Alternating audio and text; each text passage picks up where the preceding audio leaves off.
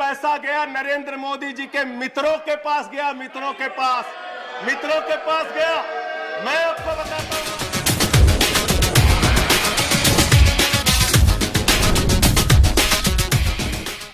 आदित्य, आप देख रहे हैं मगधी वेला न्यूज में आपका स्वागत है।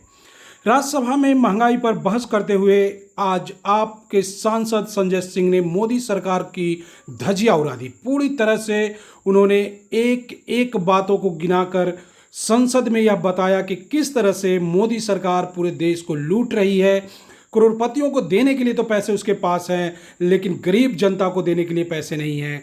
बेरोजगार लोगों के लिए रोजगार देने के लिए पैसे नहीं हैं, लेकिन 11,000 करोड़ रुपया उन्होंने उद्योगपतियों को माफ़ किया, जिसका कोई हिसाब किताब नहीं है, जिसकी कोई लेनदारी और देनदारी नहीं बनती है। तो इस तरह से देश को लूटने की पूरी तरह से व्यवस्था मोदी सरकार ने कर रखी है और हर तरफ देश में महंगाई के नाम पर लूट मची हुई है। सुनिए संजय सिंह की पूरी भाषण जो उन्होंने राज्यसभा में मोदी सरकार को धज्जियां उड़ाते हुए दी थी। जिस महंगाई से पूरा देश कराह रहा है, मैं चंद लाइनों से अपनी बात शुरू करूंगा कि वो जिनके हाथ में हर वक्त छाले रहते हैं, वो जिनके हाथ में हर वक्त छाले रहते हैं, आबाद उन्हीं के दम पे महल वाले रहते हैं। ये देश जिनके हाथ में छाले हैं मान्यवर, उन्हीं के दम पर है। लेकिन ये सरकार किसके लिए काम कर रही है? नौजवान कहता है नौकरी दे दो, सरकार कहती है पैसा नहीं है, अग्निवीर लेके 4 साल की नौकरी करो।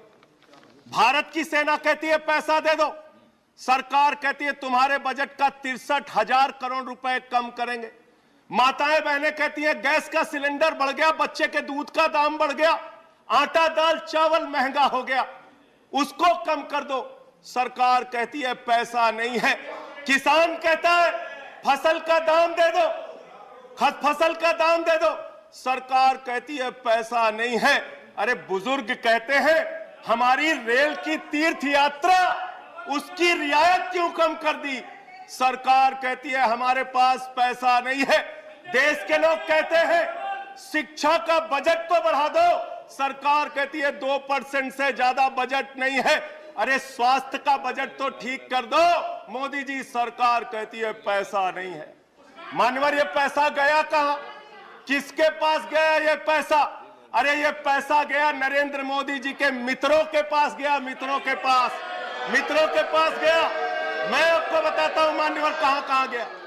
20,000 करोड़ रुपए लेके नीरव मोदी मेहुल चौकसी भाग गया, 10,000 करोड़ रुपए लेके विजय माल्या भाग गया, 3,000 करोड़ रुपए लेके ललित मोदी भाग गया, 6,000 करोड़ लेके नितिन संदेशरा भाग गया। और ये मेरी जानकारी नहीं मान्यवर, इस सरकार ने बताया पूंजीपतियों का 11 लाख करोड़ रुपए माफ किया। 11 लाख करोड़ रुपए आप जीरो लगाते लगाते थक जाएंगे मान्यवर, इतना पैसा इन्होंने पूंजीपतियों को माफ किया। और इस सरकार को एक सनक है, मोदी सरकार को एक सनक है, उसको ये सनक है हमको अपने मित्र को अमीर बनाना है, हमको अपने मित्र को दुनिया का सबसे बड़ा अमीर बनाना है। और मालूम है मान्यवर उसको कितना कर्जा दिया इस सरकार ने? 2.5 लाख करोड़ रुपए, 2.5 लाख करोड़ रुपए मानव, 2.5 लाख करोड़ रुपए। जीरो लगाते लगाते थक जाएंगे। एक इंसान को 2.5 लाख करोड़ रुपए और बच्चे के दूध पे टैक्स लगाते हो, आटा दाल चावल पे टैक्स लगाते हो, हिंदुस्तान के गरीब आदमी का खून चूसने का काम करते हो। सरकार किसके लिए चल रही मानव? यह सरकार किसके लिए चल रही है? इसको ध्यान से हमें सोचना पड़ेगा। जब हम इसी सदन में किसान के काले कानून का विरोध कर रहे थे, हमें सस्पेंड करके बाहर कर दिया गया। 1 साल के बाद ये सरकार कहती है अब हमें होश आ गया, हमारी तपस्या में कमी रह गई, हम काला कानून वापस ले रहे हैं। क्यों भाई? 1 साल पहले कानून वापस ले लेते तो 750 किसानों को शहीद नहीं होना पड़ता। आज एक छोटी सी बच्ची, 6 साल की बच्ची ने प्रधानमंत्री को चिट्ठी लिखा है मान्यवर। उसने लिखा है मम्मी से जब पेंसिल मांगती हूं तो मम्मी मुझे मारती है, मम्मी जब पेंसिल मांगती हूं तो मम्मी मुझे मारती है। वो कीर्ति दुबे पूछ रही है मान्यवर मोदी जी कहां है, मोदी जी कहां है? मैं उस कीर्ति दुबे को बताना चाहता हूं, मोदी जी की पूरी सरकार झारखंड में विधायकों की मंडी में व्यस्त है, विधायकों की मंडी में व्यस्त है, विधायक के खरीदने में लगे मानव, विधायक खरीदने में लगे। ये पूंजीपतियों की सरकार चल रही है, पूंजीपतियों की गुलामी करने वाली सरकार चल रही है, जो इस देश के अंदर महंगाई बढ़ाने का काम करती है। गरीब के लिए खाने के लिए पैसा नहीं, 800 दवाओं पर, कैंसर की दवा पे, किडनी की दवा पे, टीबी की दवा पे आपने दाम बढ़ा दिया, आपने अस्पताल के कमरे तक पे दाम बढ़ा दिया। आपकी सरकार डीएचएफएल के लिए काम करती है, 34,000 करोड़ रुपए बैंकों का घोटाला डीएचएफएल ने किया और 29 करोड़ रुपए भारतीय जनता पार्टी को चंदा दिया है। मान्यवर, इनसे हिसाब मांगना चाहिए।